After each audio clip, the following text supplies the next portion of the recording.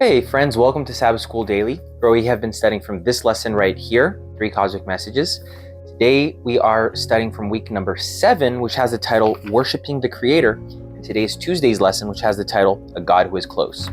You might have noticed that we switched the background a little bit, just to see if it's a little bit better. Maybe give me some feedback. What did you guys think? You could write it down below. We could either stay here, we could go back downstairs. We're still trying to figure this all out, but thank you for your feedback. In any case, today's lesson, A God Who is Close, is it's a little bit of a break off of the whole concept of the first angelic message. It's not directly connected to that, but I think it's more about explaining and describing the character of the God, the nature of the God, and the personality of the God that we are worshiping and that we are adoring through that call, right? The call of the first angel's message, right? That says, fear God, the hour of his judgment has come, worship the Creator, give glory to him. So who is this God? Now, many are tempted to think that he is a far off, distant, even severe and tyrannical God that doesn't really care on a personal level about individuals. I know that when I was younger, I myself had a somewhat distant understanding of God, right? My question was always just, does God really care about little old me? I remember this one time just talking to my dad about this topic, this subject, and I remember that he gave me an illustration that to this day, I really like.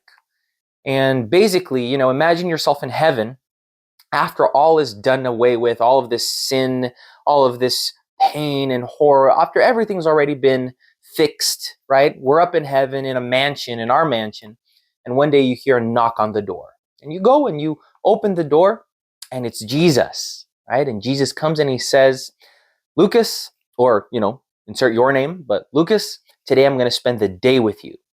And in our way of thinking, knowing myself, I don't really know what I'm going to be like when I get to heaven, glorified.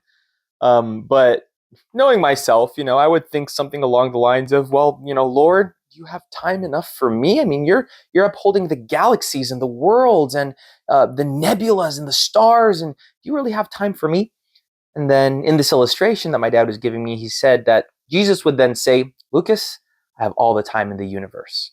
So that really, made me start thinking about what it truly means to know God, to have a relationship with him, and understand the fact that he is omnipotent, omniscient, and omnipresent. The fact that God, he is everywhere. He has consciousness of everything. It's a level of existence, friends, that we cannot fathom. But be it, as it may be, that God is this great, powerful, gigantic God that sustained the cosmos in his hands, the Bible also reveals him as a close God, a God that is close to all of us, right? Acts chapter 17, verse 27 says this, so that they should seek the Lord in the hope that they might grope for him and find him, though he is not far from each one of us. So what this text reveals is not a difficulty of God being close to us, but on the other side of us finding him, of us wanting to look for him, of us groping around, kind of like in the dark. The terminology it brings to mind, people in the dark groping for God. And the problem is that many times this darkness is something that we willingly envelop ourselves in. We enshroud ourselves in this darkness by not living in the best way, not doing the best things, not being in the best environments, things that we can choose between, right? Good and bad. And so what this text is revealing is that God is close to all of us. If we should at least seek him, grope as though in the dark, but find him, right? And then verse 28 in this very same chapter, Acts 17, verse 28, it says, for in him we live and move and have our very being. So in him we move. In him we have our very being. Friends, we exist within God. There's a very interesting nickname that Israelites, they give to God, that Jews, they give to God, Jewish people give to God. And the nickname is the place. God is the place. And the understanding that this nickname brings is that God is the only true alien, right? God is the only true foreigner, because in God, everything is connected. right? Because he created everything. God made everything.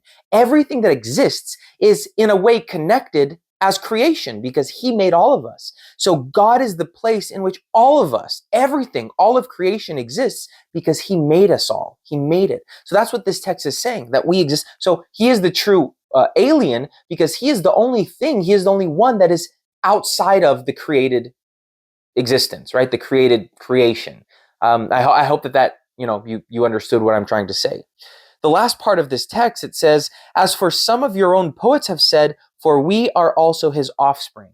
Again, friends, we are all offsprings of God. God doesn't have grandchildren, right? God has children. We are all children of God, and he is a close God. So I hope that today's lesson inspired you in understanding that God is close. All you need to do is close your eyes. Sometimes not even close your eyes. Send up a prayer. Ask him.